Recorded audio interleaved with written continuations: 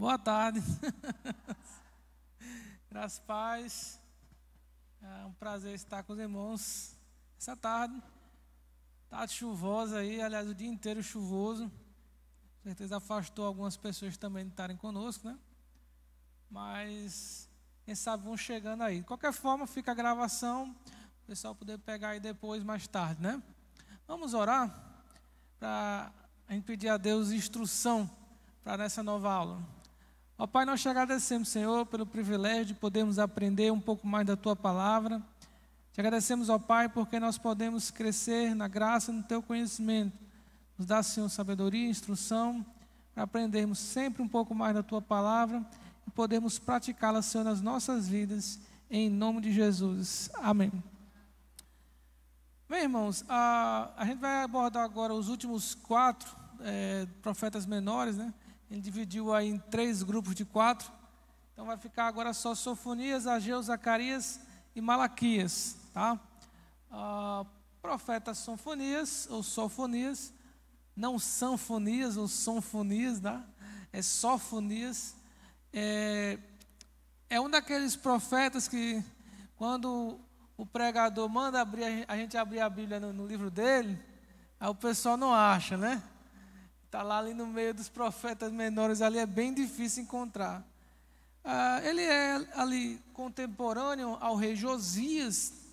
Ele viveu muito próximo dos últimos anos de Jerusalém, antes do exílio, né? 100 anos ou 50 anos antes, na verdade. Então, ele tem um intervalo de tempo ali bem próximo ao que seria o do exílio. Embora ele estivesse vivendo ali o seu ministério num período até certa forma positivo, lembrando, né, Josias é o último rei bom de Judá, né?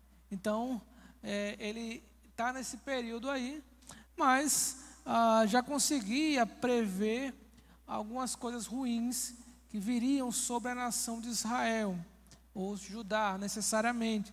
Então há profecias também sobre esse aspecto.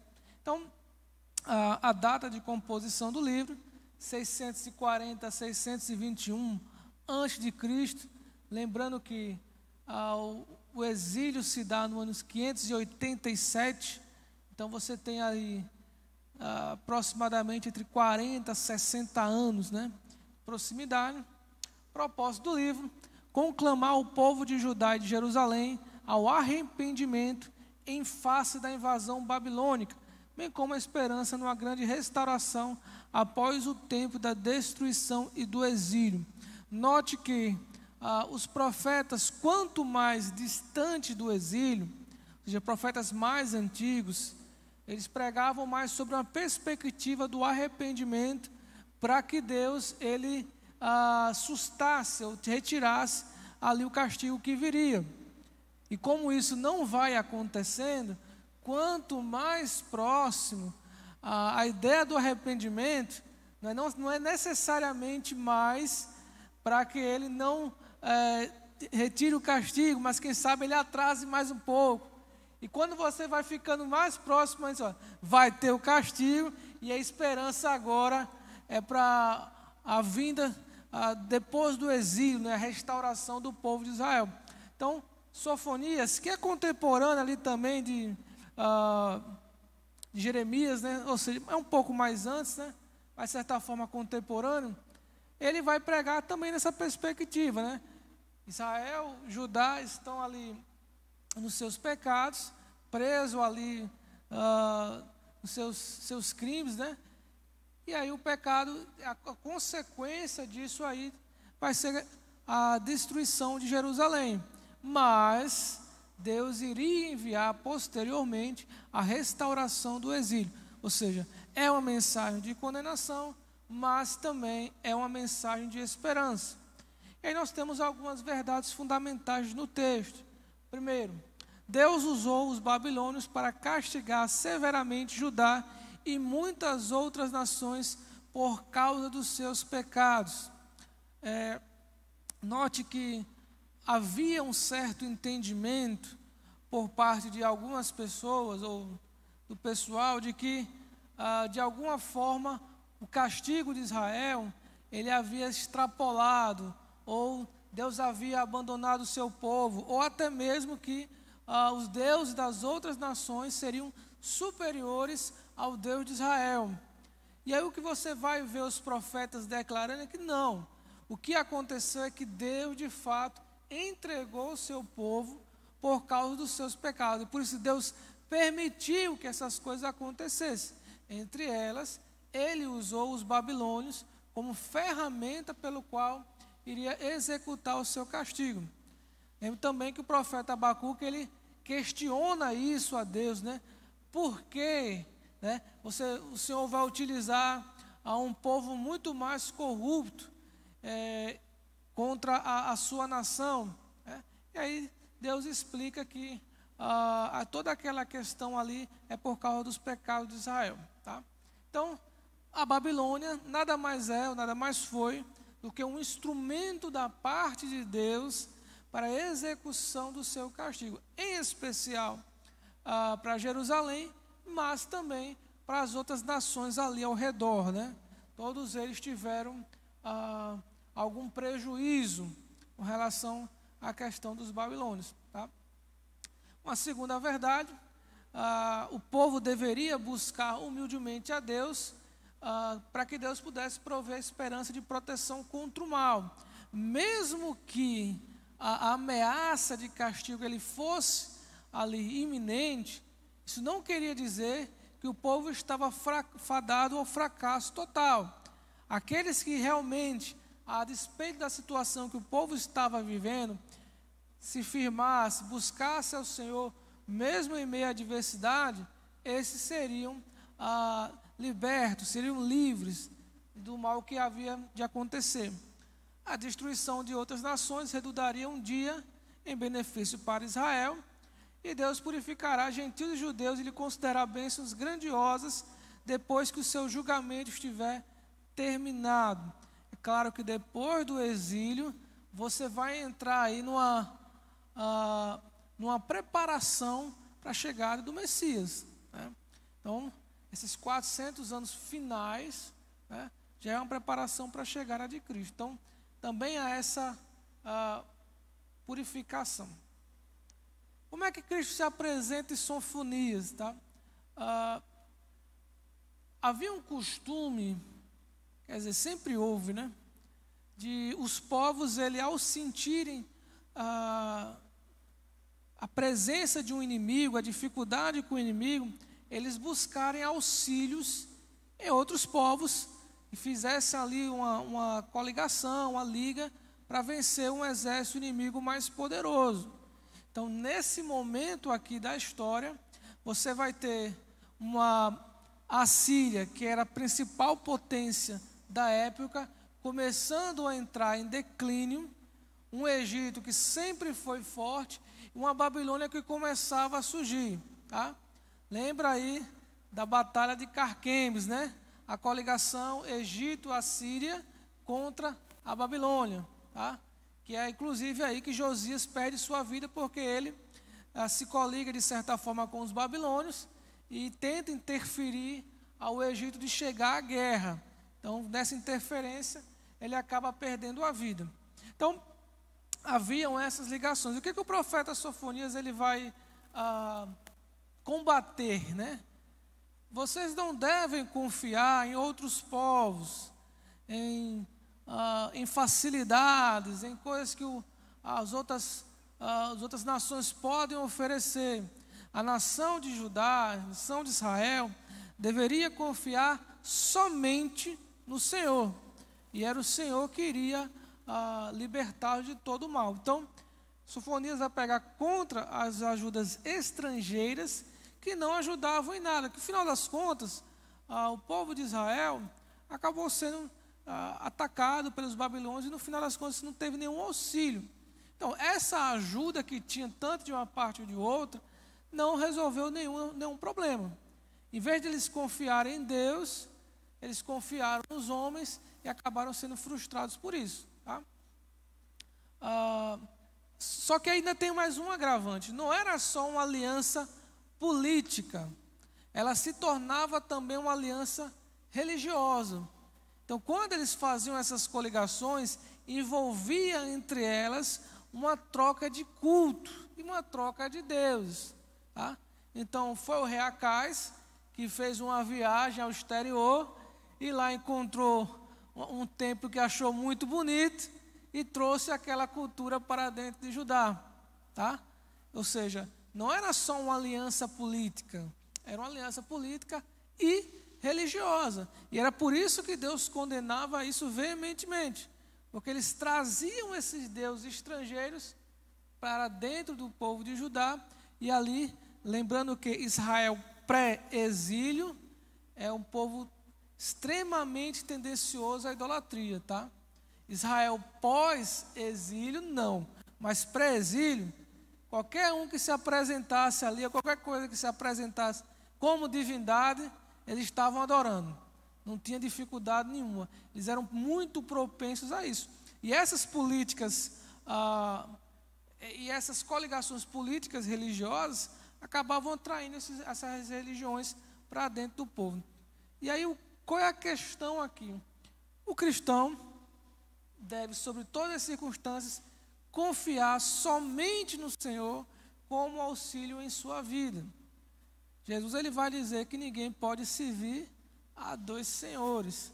Ele vai amar mais a um e vai odiar a outro. Né? Então, Jesus ele já dá a referência aí, né? Ou você vai confiar, e aí não é só a questão de divindades, deuses, né? Ou ídolos como deuses ou divindades, mas Jesus fala sobre Mamon, que era o dinheiro, confia no dinheiro, circunstâncias, qualquer outra coisa do que no Senhor. Não dá. A confiança primordial do crente, ou a única confiança do crente, deve ser no Senhor. E um ponto que é muito chamado nos profetas menores e no livro de Sofonias em especial, é a questão do dia do Senhor, tá? Que é uma clara referência ao dia de Cristo, ou o dia da vinda de Cristo, quando ele virá para o julgamento final. É claro que os profetas eles não tinham um entendimento perfeito com relação ao dia do Senhor, eles não sabiam, eles não diferenciavam a primeira vinda de Cristo da segunda vinda de Cristo, tá? Eles não tinham essa ideia de que eram momentos da história diferentes. Eles achavam que o Messias viria e quando ele viesse, ele já executaria ali o que seria o dia do Senhor, tá? Mas a gente vai ter como revelação no Novo Testamento que isso não se aplica dessa forma, tá? Primeiro tem a primeira vinda do Senhor e depois, posteriormente, a segunda vinda de Cristo. Pois não. Dá o microfone.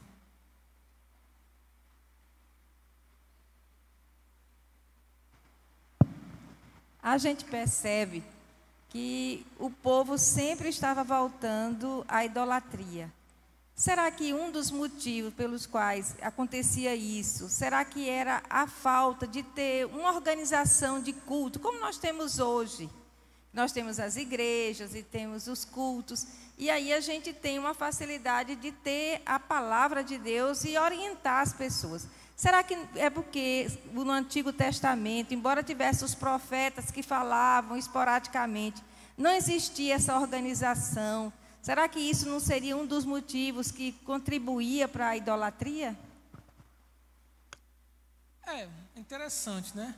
Porque veja bem, você tinha ali o templo, e no templo as festividades eram focadas a ele, né? Mas, fora as atividades, onde é que esse povo estava congregando, né? Onde era que eles ficavam durante a semana ou os meses, né? E não tinha necessariamente uma atividade específica. Realmente era um problema. Esse problema vai ser resolvido quando na volta do exílio se começa a criar as ideias das sinagogas, né? Com a destruição do templo, o povo ficou meio que disperso, criou-se as sinagogas, que era sim uma perspectiva ali de ensino, né? Eles conseguiam rebanhar aquele grupo menor ali e ensinavam com mais intensidade. obviamente que isso ajudou bastante. Mas não era só isso, né? Por exemplo, os próprios sacerdotes, eles vão ser chamados à atenção em vários momentos pelos profetas. Vocês não ensinam o povo, não estão ensinando direito, né? E, além disso tudo, os próprios profetas, ou os falsos profetas, acabavam pregando segundo a conveniência. Então, para um cidadão comum, realmente teria algumas dificuldades, né? Ele teria que buscar de uma maneira muito mais intensa, né? E, obviamente, quando você se afasta do conhecimento, a tendência ao erro é muito maior. Então, acredito que sim, a falta da ramificação, né? Não fica só ali no templo, né? Ele descer, né? Interessante. Porém, você há de notar que os levitas, eles não tinham uma tribo para morar. Eles necessariamente ficavam espalhados por todo, já para que eles funcionassem como esses agentes de ensino. Mas não foi bem assim que aconteceu, né? Então, realmente acabou tendo dificuldade por conta disso, né? Acho que está bom, né? Sofonias viveu numa época que Judá era disputado pelas grandes potências do mundo. A gente falou agora, né? Tudo isso aconteceu 100 anos depois que Acais solicitara a ajuda da Assíria. Essa ajuda gerou submissão de Judá a Nínive. A partir de então, diversas práticas religiosas, costumes estrangeiros foram entrando no sul. Dentro do país, 2 partidos eram mantidos, um querendo ficar sob a influência do Egito e outro sob a influência da Assíria. Veja que nenhum ali queria uma independência. A parte da independência, ela era pregada pelos profetas, mas a população, os partidos ou as autoridades daquela época, eles ficavam ali divididos. Um achava que a Assíria seria o melhor partido, outros acreditavam que o Egito seria esse partido melhor. No final das contas, nenhum dos dois se mostrou suficientemente forte, tá?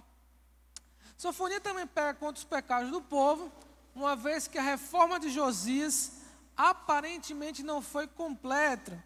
Entre esses pecados podemos destacar idolatria cultural, materialismo, diferença religiosa e abuso de autoridades.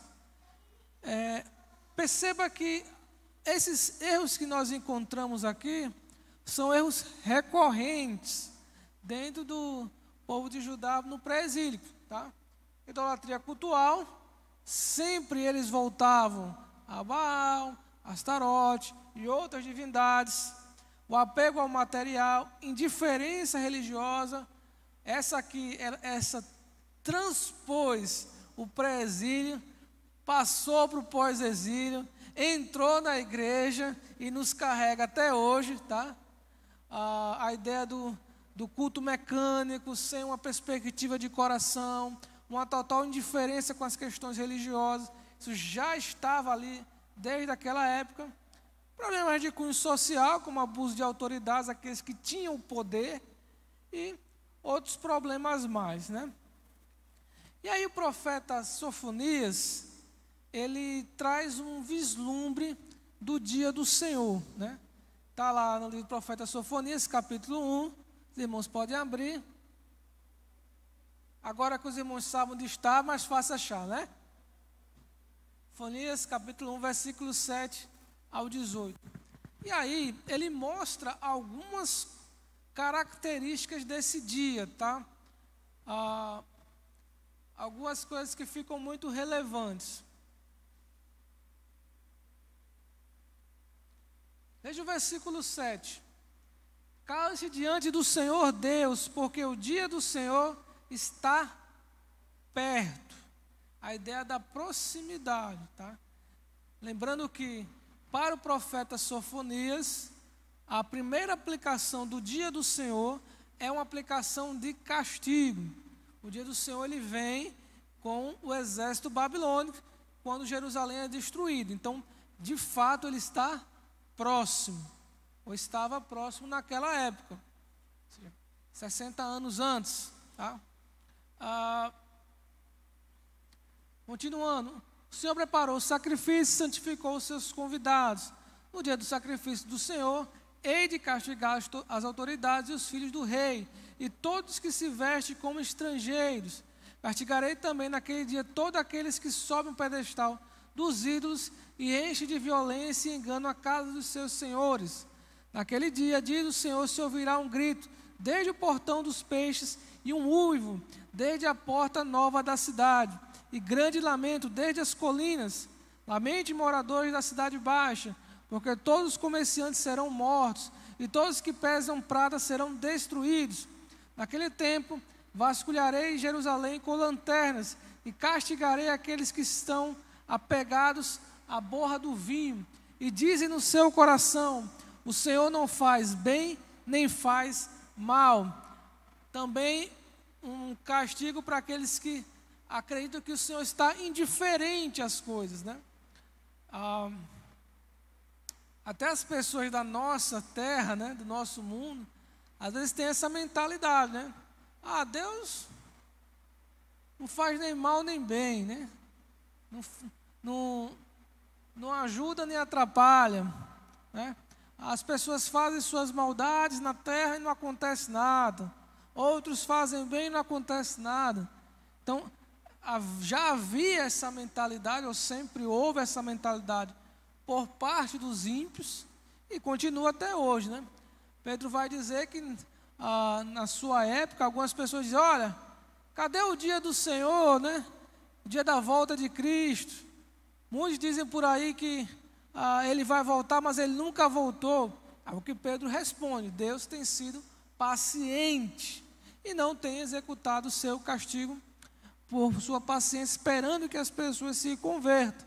Mas assim também naquela época do profeta Sofonias, Deus estava paciente também, mas haveria um dia em que aqueles que zombavam dessa paciência de Deus também iriam sofrer as consequências. Versículo 13. Por isso os bens deles serão saqueados e suas casas serão destruídas. Eles construirão casas, mas não habitarão nelas. Plantarão vinhas, mas não beberão o vinho. Está perto o grande dia do Senhor. Está perto e vem chegando depressa. Atenção, o dia do Senhor é amargo e nele clamarão até os poderosos. Aquele dia será um dia de ira, de angústia e tribulação, dia de ruína e destruição, dia de trevas e escuridão, dia de nuvens e densas trevas. Ou seja, um dia pesado. E aí há um parâmetro interessante, porque a perspectiva do povo judeu era de que o dia do Senhor, para eles, seria um grande dia. Um dia de libertação, um dia que eles seriam livres dos povos inimigos. Só que aí o que o profeta Sofonias vai dizer, olha, vocês estão aí tão esperando tanto para esse dia do Senhor, saiba que para vocês não vai ser tão bom assim como vocês estão esperando. Pelo contrário, vão ser dias terríveis, justamente para quem não se arrepender, quem estiver distante do Senhor. Então vocês tenham cuidado em desejar tanto o dia do Senhor, porque será um dia de trevas, tá? Necessariamente também um dia de julgamento também, né? E aí ele continua falando sobre algumas características, mas aí a questão é o seguinte, a qual dia do Senhor, ou a que dia do Senhor, o profeta está se referindo? Qual seria esse dia? Oi? Sábado?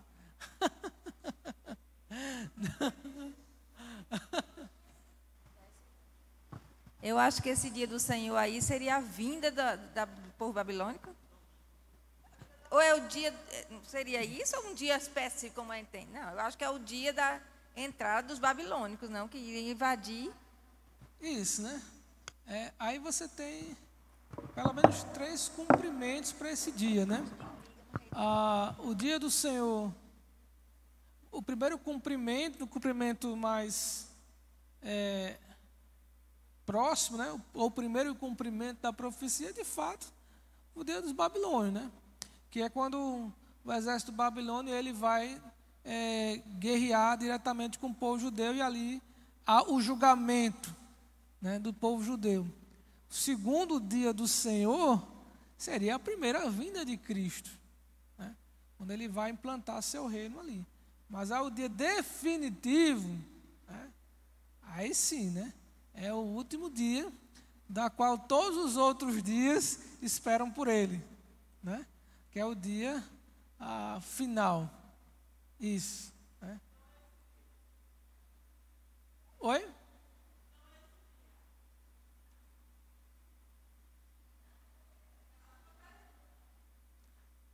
Qual é o dia?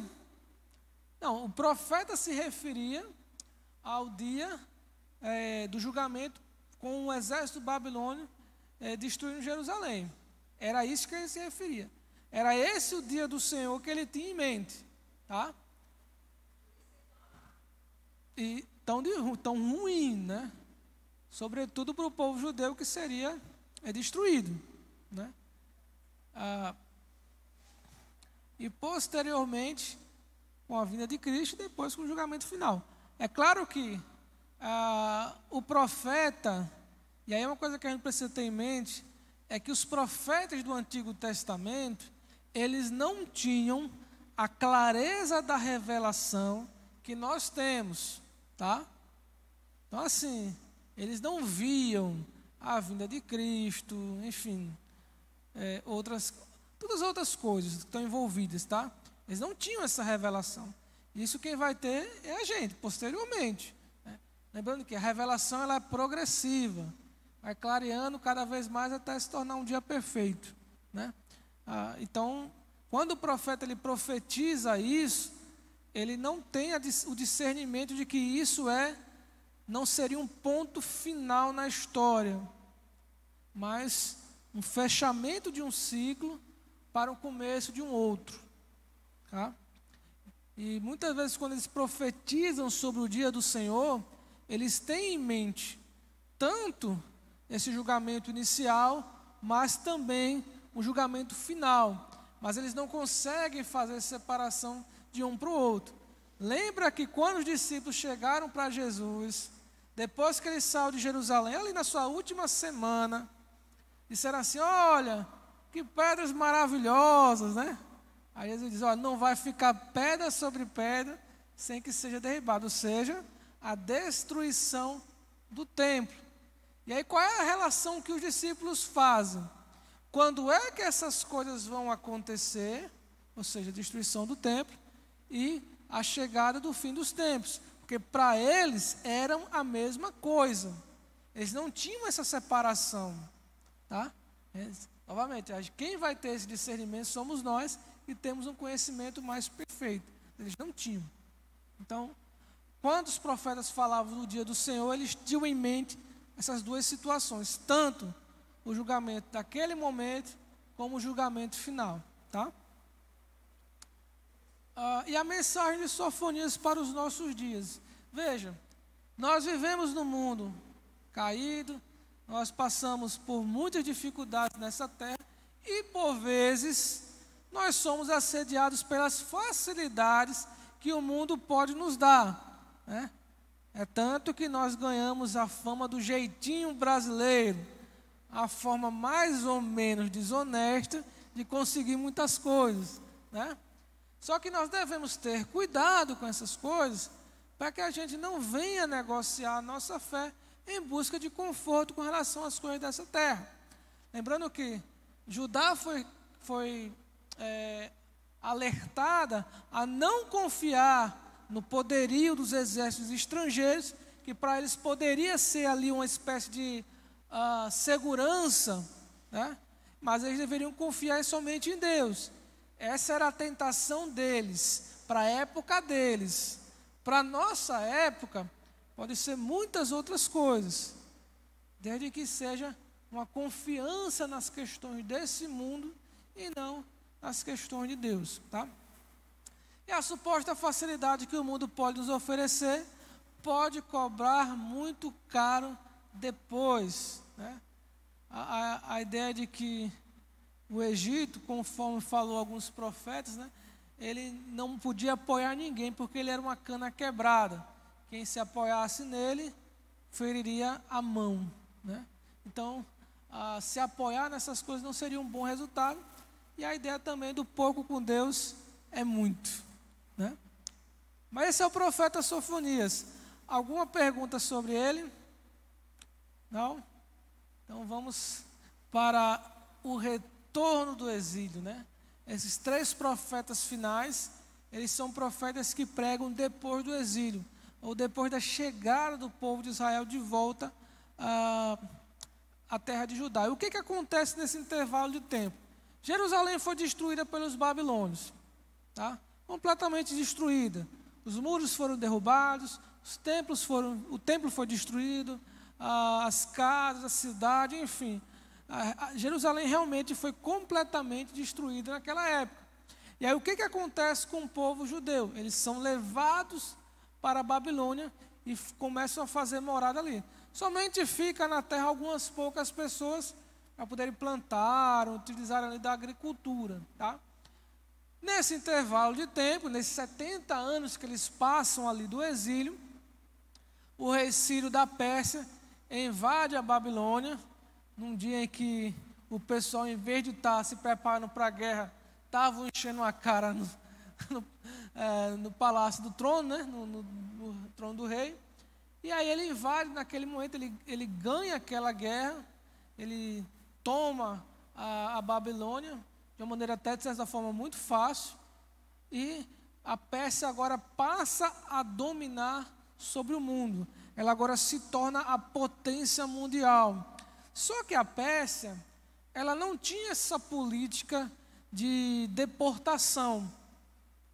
Pelo contrário, eles tinham influência sobre esses povos, obviamente eles dominavam esses povos pagavam tributos aos persas, mas era um pouco mais livre. E dentro dessa liberdade, o rei Ciro promulga a libertação do povo de Judá.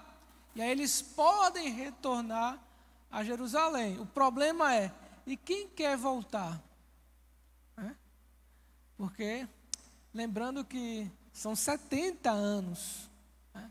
As pessoas já se estabeleceram, já firmaram moradia, já estão vivendo suas vidas normais na outra terra. Quem é que quer voltar para Jerusalém? Então, há uma grande dificuldade de retorno. E, além de que o povo estava abatido com aquilo ali. Não havia tanta esperança com o retorno a Jerusalém. Então, Ageu e Zacarias vão surgir nesse momento da história para trazer o povo à realidade. Eram profetas realmente que, olha gente, precisamos trabalhar, precisamos reconstruir, precisamos olhar ali para as figuras de Josué, que é o sumo sacerdote, Zorobabel, que seria o líder político, né? Não era mais rei, porque não havia mais rei, embora ele fosse descendente de Davi, né? Mas ele não era rei, como fosse um governador, tá? Então, sobre essa liderança, eles conclamam o povo para que pudesse voltar a Jerusalém, reconstruir o templo e a cidade como um todo. Diga. Eu tenho uma dúvida. Quando a gente lê a história de Neemias, não estamos falando sobre isso, mas é porque me veio essa questão agora. A gente sabe que Neemias, ele pediu o rei Artaxerxes para voltar para reconstruir os muros. Eu quero saber se esses muros que estavam destruídos ainda foi por conta dessa destruição lá na época da Babilônia, ou tinha sido em outro momento que aconteceu isso também. Foi por causa da Babilônia. A cidade ela estava abandonada, né, ou praticamente abandonada por 70 anos. Né? Quer dizer, mais de 70 anos, né? Porque Neemias ele já é um pouco mais para frente. Né? Você vê que quando Ananias, né, que é o irmão de Neemias, ele volta de Jerusalém, né, ele faz alguma viagem para lá, não se sabe a razão, ele diz, olha, está tudo destruído, está tudo acabado, a cidade dos nossos pais, enfim, não existe mais. Né? E aí Neemias ele vai trabalhar esse processo de reconstrução. Embora que Neemias ele é um pouco mais para frente, tá? Já havia uma leva que havia retornado, eram poucos, não havia uma liderança forte. Zorobabel não foi essa liderança forte, tá? Nem Zorobabel nem Josué, mesmo com toda essa influência profética de Ageu e Zacarias, colocando eles ali como sendo isso, eles não conseguiram fazer muita coisa. E quando Neemias vem, eles já haviam construído o templo, né? Mas com muito esforço, com muito trabalho. E aí quando Neemias chega, diz, agora a gente vai reconstruir os muros e depois a cidade, tá? E para você ver que o negócio era tão difícil, eles tiveram que sortear as pessoas para morar em Jerusalém, tá? E a ideia que passa é que esse sorteio era o seguinte: ganha quem perde, né? Ninguém queria morar em Jerusalém, não naquela época. Então quem fosse sorteado, primeiro os voluntários, mas chamou os voluntários, quem quer morar? Aí, pô, vamos lá, aí foi um grupo para lá. Aí disse, esses aí são os heróis, né? Aí, até o livro de Neemias, se você ler o livro de Neemias, você vai ver isso, né? Aí eles são reconhecidos como pessoas que, quase como heróis mesmo, foram morar em Jerusalém. Mas ainda tem muita vaga. Aí vamos fazer um sorteio. Aqueles que foram sorteados foram morar em Jerusalém de fato, né? Naquela época o metro quadrado em Jerusalém não valia muito, né? Hoje não, mas naquela época era bem difícil, né? Então teve então perceba que era difícil, era muito difícil o trabalho de retorno, né? As pessoas elas estavam desanimadas, abatidas, a fé delas era questionável, né? Cadê o Deus que fez grandes obras no passado? Cadê o Deus que disse a Davi que sempre assentaria um rei da linhagem dele no trono, né? Cadê o Deus que fez morada no templo? Aliás, cadê o templo, né? Então assim, esse povo voltou para a terra com esse moral lá embaixo. Então realmente era muito difícil. Esse processo de reconstrução foi trabalhoso. Sem falar que ao redor de Jerusalém, você tinha ali vários grupos que não estavam muito satisfeitos com a construção de Jerusalém. O livro de Neemias fala sobre isso. Então era muito difícil aquilo ali, mas eles retornaram, né? E aí nós temos o profeta Ageu, uma data aí de 520 a.C., ou seja, depois do exílio. E qual era o objetivo dele? Incentivar a reconstrução do templo, na esperança de trazer grandes bênçãos para Israel depois do exílio. Ageu é o profeta que tinha uma preocupação especial com o templo do Senhor. Ele vivia numa época ali que o povo judeu, eles não estavam ligando para as coisas de Deus.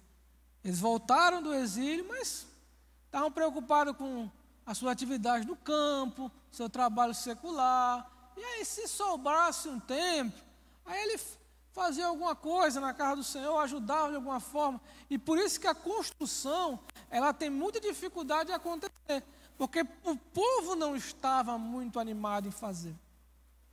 Aí fica difícil, né? Deus vai trabalhar numa nação que não quer trabalhar, não dá, né? Faltando fé da parte deles, né? Lá no Evangelho, um dos Evangelhos nos diz, né? Deus não operou muitos milagres em tais locais por causa da falta de fé daquele povo. Então, o templo não era reconstruído porque o povo não estava interessado. E nós temos algumas verdades fundamentais. Deus ofereceu muitas bênçãos aos primeiros que retornaram do exílio. O reino de Deus deve ter prioridade sobre o nosso conforto pessoal, tá? E às vezes não é uma coisa muito fácil. Primeiro nós, depois a gente, depois eu e quem sabe, aí no final a gente coloca aí as coisas de Deus, né? Os servos do reino de Deus precisam ser imaculados, santos, né? A esperança do povo de Deus está no templo e na casa de Davi, em que eles foram cumpridos em Cristo. Para aquela época, como simbologia, tá? Você tinha a ideia do templo, uma parte mais religiosa, sacerdotal. E a ideia de Davi, ou da linhagem davídica, como uma espécie de governo político. Então, o Israel que voltava do exílio deveria ter essas duas coisas em mente. Tanto o líder político, né, que seria Zorobabel, quanto a liderança religiosa, com o sumo sacerdote Josué. Tá? E o povo de Deus estava destinado a herdar a terra em Cristo. Como Cristo se apresenta em Ageu? O templo que Ageu conclama o povo restaurar é o templo que Jesus entrou. E é por isso que Ageu diz que a glória da segunda casa seria maior do que a primeira. Tá? Todo mundo diz isso, né? Mas foi Ageu que disse. E aí é uma questão interessante, porque o segundo templo, ele em construção, ele estava muito distante do primeiro templo, tá? Talvez no final ali, com a ajuda de Herodes, né? Que Herodes ele vai embelezar o segundo templo, chegam até a afirmar de um terceiro templo, mas na verdade era o segundo ainda. Mas o templo em glória, ele era muito inferior ao templo que Salomão construiu. A do ouro, era uma das maravilhas do mundo antigo. Tá? Então, assim, quem viu o primeiro templo, que já não era tão glorioso quando foi destruído, e olhava agora aquele novo templo, ficava desanimado. É isso que acontece lá no livro de Esdras, né? Aqueles que viram a construção do templo, aqueles que viram o primeiro templo, choravam. Meu Deus, que negócio triste, né? Aqueles que não tinham visto ainda ficavam alegres porque não tinham visto ainda.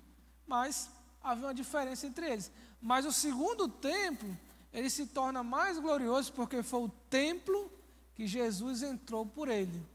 Então, ele tinha muito mais glória do que o primeiro templo. Jesus incorpora em si o templo final, uma vez que a Nova Jerusalém não haverá mais templo, tá? Porque o Deus poderoso e o Cordeiro serão um templo final. Não vai haver no céu um templo em si. E o próprio Senhor seria esse templo. Então, a ideia do templo, ela é um tipo, né, de Cristo. Nós também nos tornamos templo do Espírito Santo, ou seja, morada do Espírito em nós. Sendo necessário responsabilidade maior, porque agora nós temos em nós a morada do próprio Espírito. Então nós somos um templo também nesse aspecto, tá? Sobre o profeta Ageu, veja bem,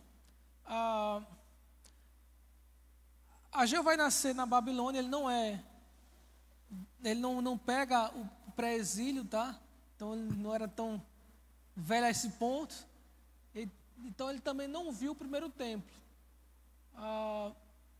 Na sua época, a situação do povo, eles não eram muito unidos. Cada um ficava ali tentando resolver seus próprios problemas, suas próprias dificuldades. Cada um procurando reconstruir a sua própria vida, não necessariamente preocupado com as questões mais coletivas.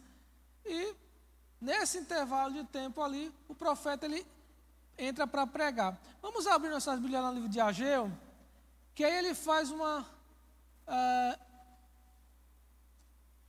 ele fala uma coisa interessante, algumas coisas interessantes. Aí em Ageu 1, versículo 3 a 6. As pessoas estavam muito preocupadas com as suas questões da sua vida pessoal e não com o templo. E aí as consequências que isso acarretava. Veja aí versículos 3 ao 6. Por isso a palavra do Senhor veio por meio do profeta Ageu, dizendo: acaso é tempo de vocês morarem em casas luxuosas, enquanto esse templo permanece em ruínas? Portanto, assim diz o Senhor dos Exércitos: considere o que tem acontecido com vocês. Vocês semearam muito e colheram pouco. Comem, mas isso não chega para matar a fome. E bebem, mas isso não dá para ficar satisfeitos. Põe roupa, mas ninguém se aquece. E o que recebe salário recebe para colocar numa sacola furada. O que eles diziam naquela época? Olha, precisamos construir o templo do Senhor. Aí o pessoal dizia, não, agora não, deixa para depois, né? Ainda não está no tempo da gente construir o templo do Senhor. Vamos primeiro cuidar das nossas coisas. E aí o que acontecia nesse intervalo de tempo? Eles procuravam construir suas próprias vidas, mas as coisas não frutificavam como deveria frutificar. Jesus ele vai falar sobre isso posteriormente, e aí ele faz uma referência, né? Buscai em primeiro lugar o reino de Deus e a sua justiça, e as demais coisas serão acrescentadas. Quer dizer, o cristão deve buscar primeiro o reino de Deus e não as coisas desse mundo. O que estava acontecendo naquela época era o inverso. Os judeus estavam primeiro buscando as coisas pessoais, para depois, quem sabe, buscar as coisas de Deus. E aí essa também é uma mensagem do profeta Ageu para os nossos dias. É uma mensagem muito forte, né? E muito viva para a nossa realidade. Aliás, muito atual, né?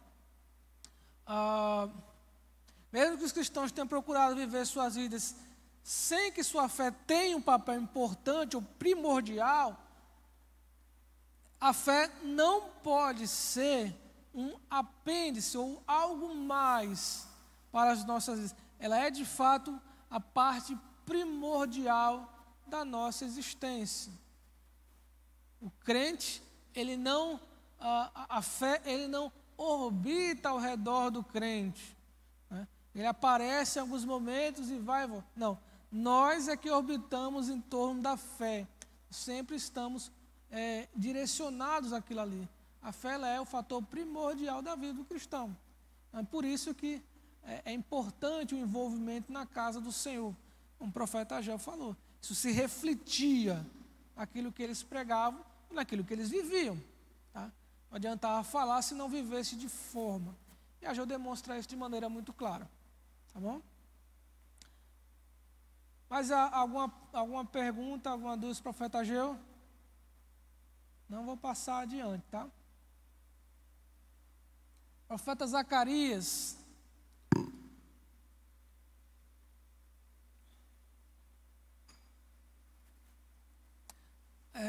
Zacarias contemporâneo de Ageu, tá? Só que ele profetiza por mais tempo.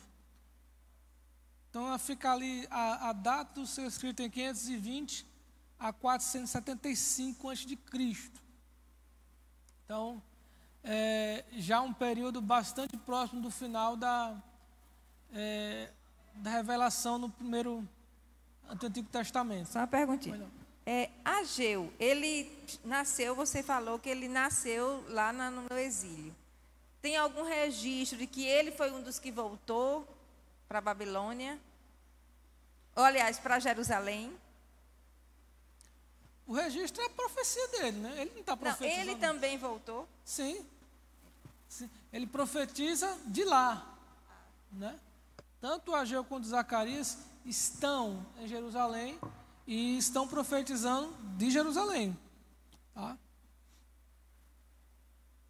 O propósito do livro de Zacarias: encorajar a confiança nas profecias de Zacarias, não apenas referentes ao julgamento, mas também as referentes às grandes bênçãos prometidas para Jerusalém, quando o reino de Deus vier em sua plenitude.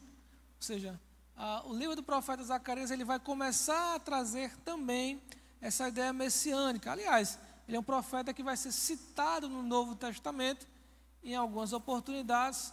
Até mesmo o profeta Jeremias é citado, mas com a profecia dele, né?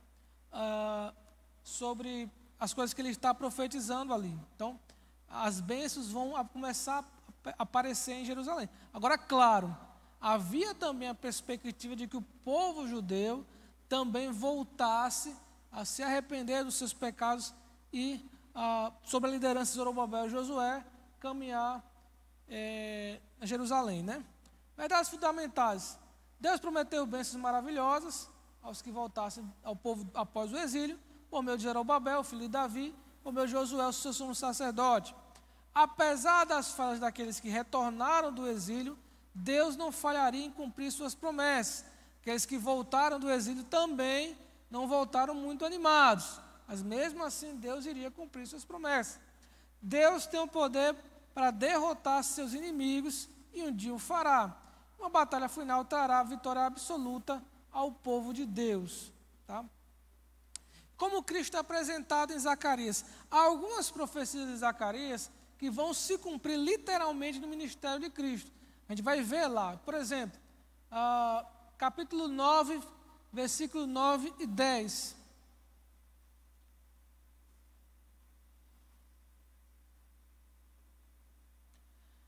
Alegre-se muito, ó filha de Sião, exulte, ó filha de Jerusalém, eis que seu rei vem até você, justo e salvador, humilde, montado em um jumento, num jumentinho cria de jumenta. Versículo 9, né? Isso. Esse aqui, quando foi que ele se cumpriu? Jesus entrou em Jerusalém. Né? Então, a entrada triunfal, Jesus montada numa jumenta, ela é literalmente relatada no livro do profeta Zacarias. Perfeitamente relatada. Né? Capítulo 13, versículo 7.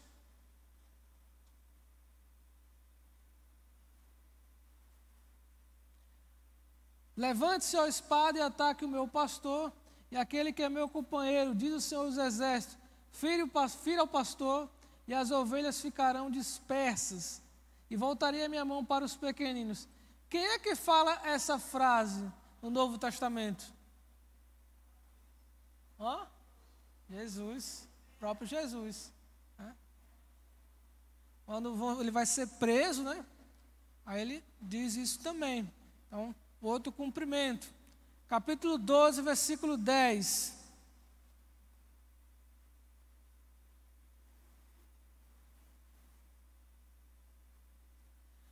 E sobre a casa de Davi, sobre os moradores de Jerusalém, derramarei o espírito da graça e de súplicas. Olharão para aquele a quem transpassaram, prantearão por ele, como quem pranteia por um filho único, e chorarão por ele como se chora amargamente pelo primogênito. Esse versículo ele faz clara referência, ou ele tem uma passagem muito interessante em Apocalipse 1, versículo 7, que é basicamente a mesma coisa. Ele lá, Apocalipse 1, versículo 7. Eis que vem com as nuvens e todo olho verá, até mesmo aqueles que transpassaram, e todas as tribos da terra lamentarão por causa deles, certamente. Amém? Quer dizer, a mesma profecia de Zacarias, que essa aguarda cumprimento, né, que é no dia final, quando Jesus voltar, olharão para aqueles que transpassaram. Né? Então, também tem essa ideia aqui. Tá? Também Jesus é apresentado como pastor. Né? Pastor que é ferido e as ovelhas se despertam. Né? O pastor que é vendido, né, pelas 30 moedas de prata, também é aqui, tá? No livro do profeta Zacarias, as 30 moedas. Tudo isso como uma figura do próprio Jesus. E o próprio Jesus faz referência à figura do pastor ali no Evangelho segundo João.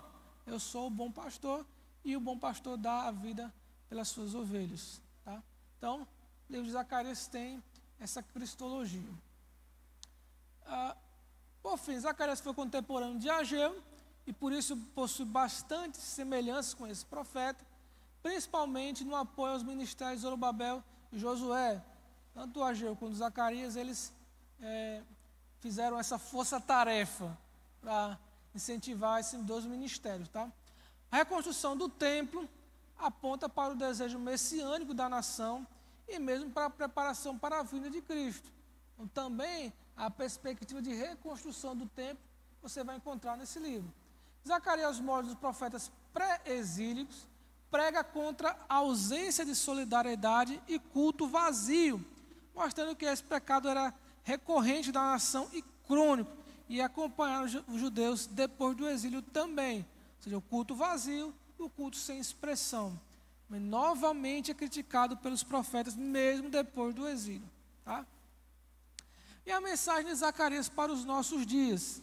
Às vezes nós fazemos muitas atividades na igreja, chegamos a nos orgulhar da sua grandiosidade, quando Deus está mais interessado em que nós venhamos a demonstrar a verdadeira justiça.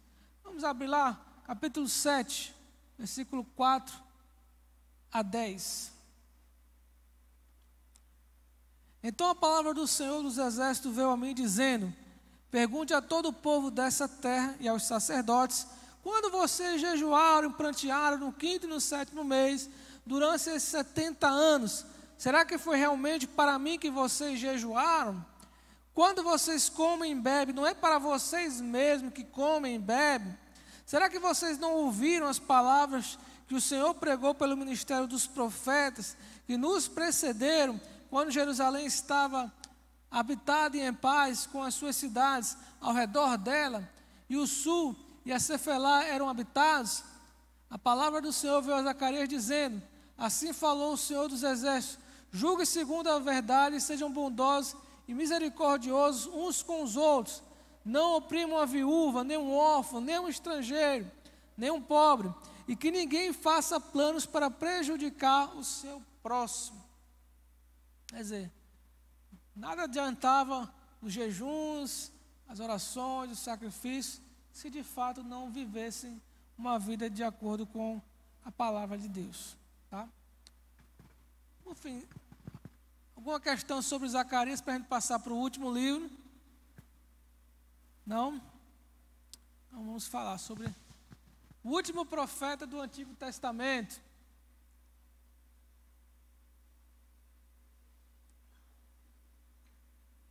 Malaquias, data ali entre 458 e 433 a.C.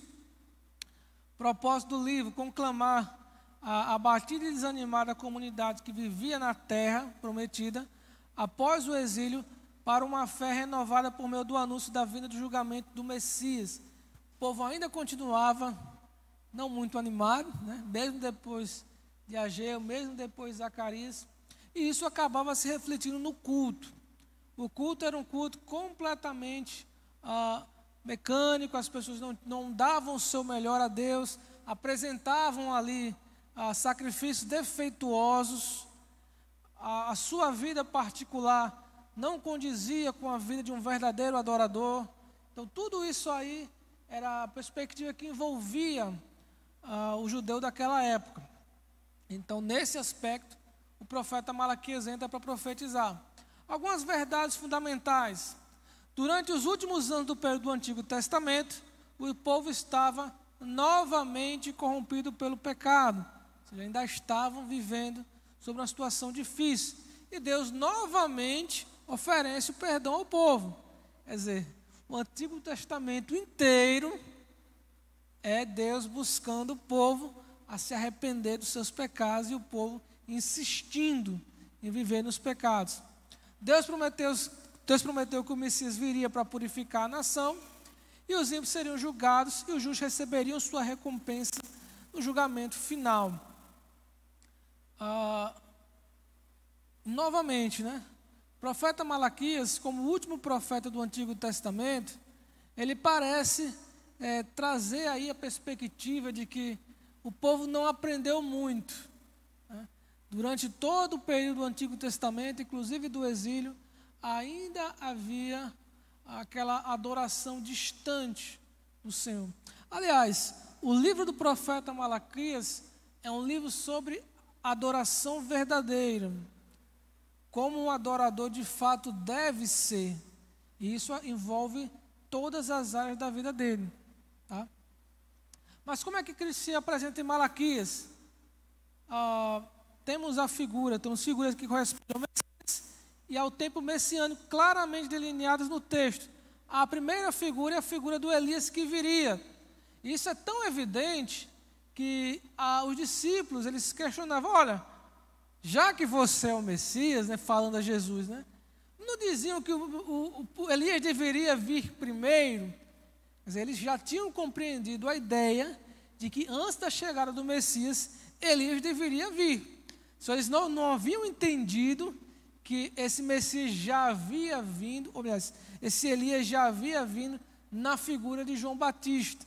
Então é um cumprimento da profecia de forma alegórica, não necessariamente literal. Não é Elias que vem, literalmente, mas João Batista que vem no espírito de Elias e passa a pregar no deserto, com todas as características de Elias, chamando o povo ao arrependimento, ou seja, e preparando ali o caminho do Senhor.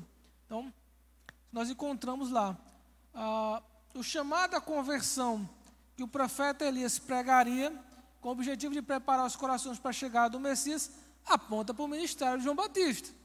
O João Batista é que vai pregar, preparando o terreno para Jesus. A gente vê nos evangelhos aquele espaço reservado para João Batista, de 1 capítulo, no máximo 2, e acha que João Batista fez muito pouco.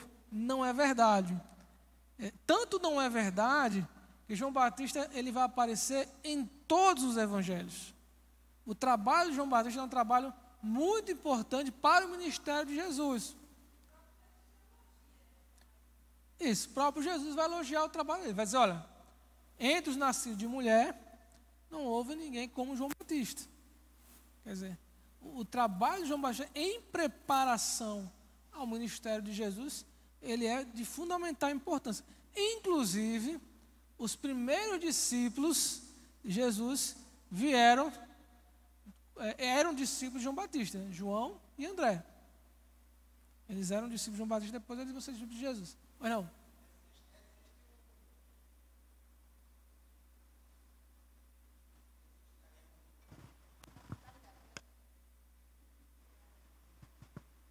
Existe um tema assim bem polêmico que é em relação a João Batista e Elias. Até a característica que eles se vestiam, o que comiam. E é um ponto que os espíritas, kardecistas, assim, toca muito, onde uma prova, segundo eles, clara de reencarnação. De fato. Como é que a gente, Batista, trata desse assunto? Perfeito, né? Mas aí eles vão dizer, mas ele morreu, né? Aquele, né? Veja bem, realmente existe essa visão dos kardecistas, né? De que Elias, aliás, João Batista seria a reencarnação de Elias. Só que aí então existe um problema aí, né? Quando você vai para uma mesa branca, não igual essa aqui, né? Se o personagem lá retornasse, ele retorna na última vida dele, tá? Ou seja, quando Jesus ele é transfigurado, João Batista já está morto. Mas quem aparece lá? Quem deveria aparecer? Pronto.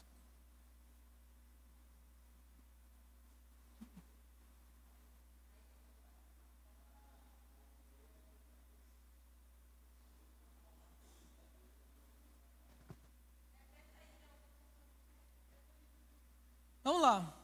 Segundo a ideia kardecista, quando um espírito ele poderia ter várias vidas, mas quando você vai tentar entrar em contato com esse espírito lá, o que vai aparecer é a última forma dele, a última vida, entre aspas, tá? Estou dando a ideia deles, tá? A última vida que ele teve, tá? Não, porque está gravado e vocês cortam aí, ó. Fica só a parte que eu disse aí, entendeu? Aí o que acontece?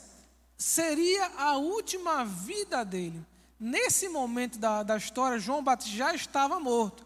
Se João Batista fosse a reencarnação de Elias, quem apareceu para Jesus não poderia ter sido Elias. Teria que ter sido João Batista e Moisés, e não Elias. Tá? Então, essa ideia não se sustenta por isso. Se tivesse a parte de João Batista, o negócio complicava, mas não foi. Foi Elias e Moisés.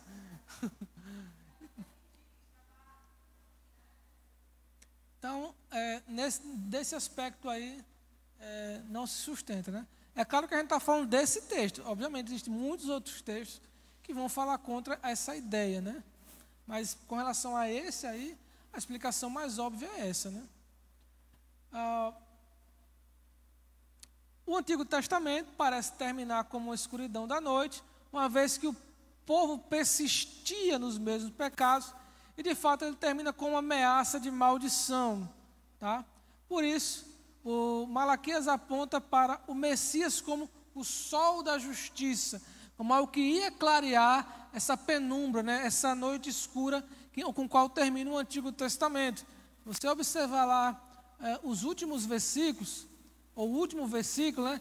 Ele diz: ele converterá o coração dos pais aos filhos e o coração dos filhos aos pais, para que eu não venha e castigue a terra com maldição.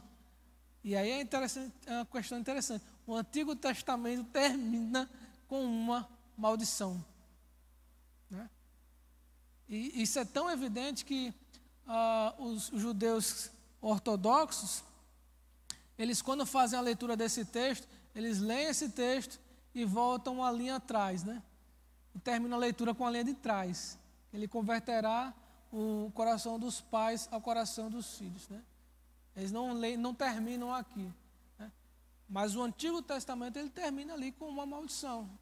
É uma ideia de que o Senhor vai trazer o castigo. E aí é que entra a figura de Cristo.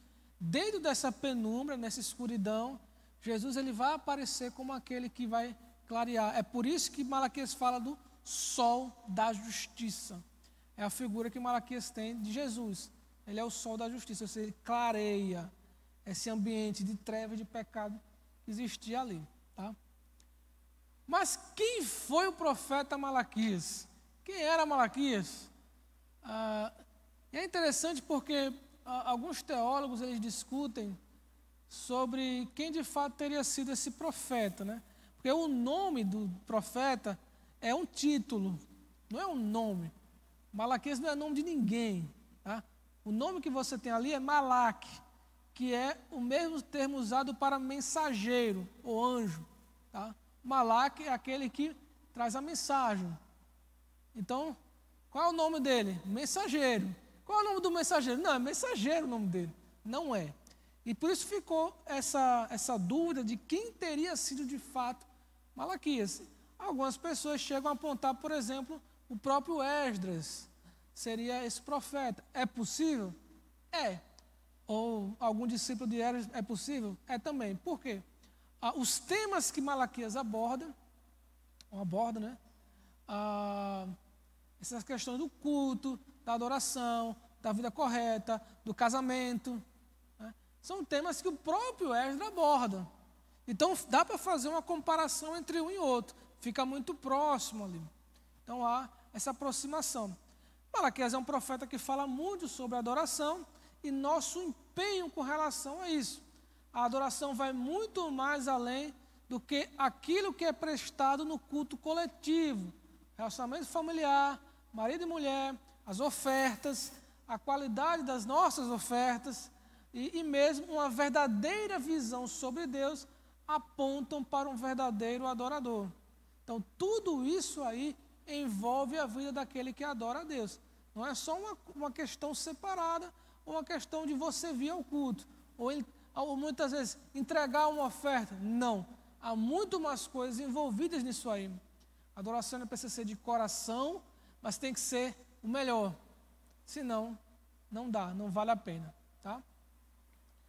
E, no final, no capítulo 3, no versículo 17, ele fala também da diferença do justo e do ímpio. Eles serão minha propriedade peculiar, naquele dia que prepararei, diz o Senhor dos Exércitos. Eu os pouparei como um homem poupa ao seu filho que o serve. Então verão mais uma vez a diferença entre o justo e o ímpio, entre o que serve a Deus e o que não serve. Ou seja, também a diferença, o justo é aquele que tem, ou aquele que pratica a adoração verdadeira. O ímpio é aquele que, mesmo que esteja entre os adoradores, não pratica a adoração verdadeira. E a adoração verdadeira está composta em todo o livro de Malaquias, como deve ser praticado, tá? E para finalizar, a mensagem de Malaquias para os nossos dias. O estudo do livro de Malaquias deve nos levar a entender como ser um verdadeiro adorador diante de Deus. Os cultos são importantes, mas isso não é suficiente. Devemos levar em consideração a condição da oferta que entregamos a Deus, né? Eles ofertavam, às vezes, animais defeituosos, animais com algum problema. E aí o profeta Malaquias chega a dizer: oferece essa oferta aí ao teu governador, para ver se ele vai gostar, para ver se ele vai querer, né? Então, ele mostra que para Deus, se você, para esses outros homens, você oferece coisas melhores, quanto mais ao Senhor, né? Não é tudo que Deus recebe. Tá? E acho interessante porque algumas pessoas dizem assim: pode fazer de todo jeito, é para o Senhor, né? Não, não pode fazer de todo jeito. Tá? Pois não. Faz. Passar pela malha fina, né? Eles sabem de tudo da gente, mas a gente ainda assim tem que declarar, né? A vontade que dá é quando ele disser assim: olha, você não declarou isso, né? Diz, por que você está perguntando se você já sabe, né? É muito simples, né? Não devemos dar o nosso melhor a Deus e não só aquilo que nos sobra. O que não é bom o suficiente para nós mesmos ou para os outros, não é também para Deus. Tá? Devemos levar em conta também a nossa vida particular como reflexo da nossa adoração. Aquilo que nós fazemos em nossa casa, em nossa vida, ela também é um reflexo da nossa adoração a Deus. Então, o profeta Malaquias também vai falar muito sobre isso. Ok? Alguma dúvida, pergunta, angústia, decepções ou coisas semelhantes a essa?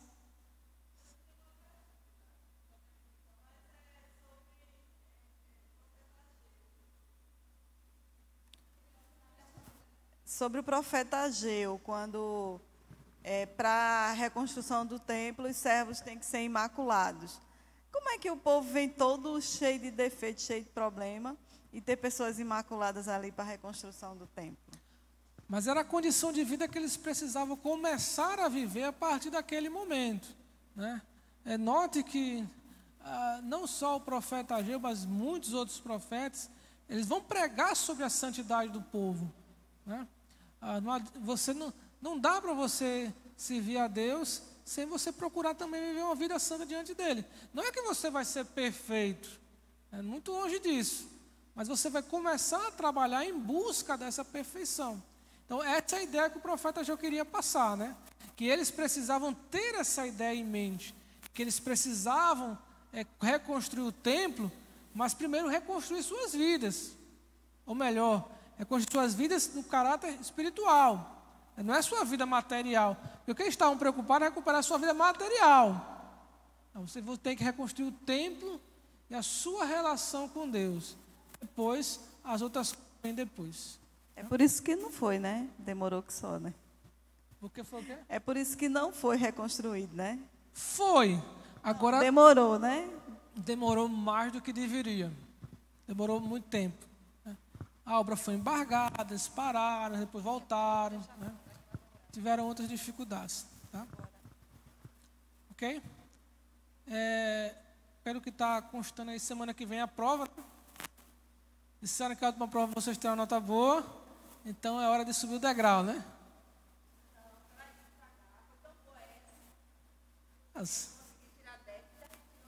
Então é hora de subir o degrau, né? Ficar um pouco mais difícil.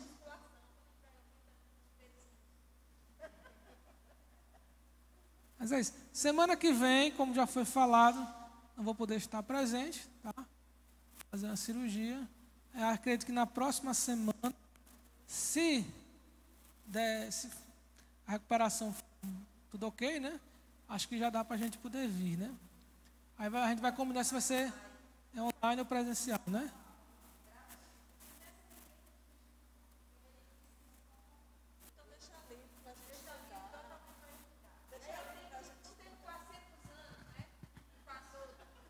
Vamos passar 400 anos aí esperando.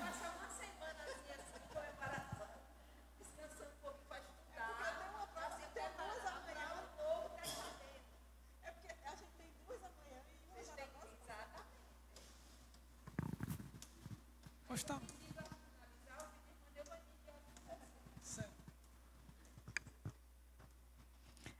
Assim oremos.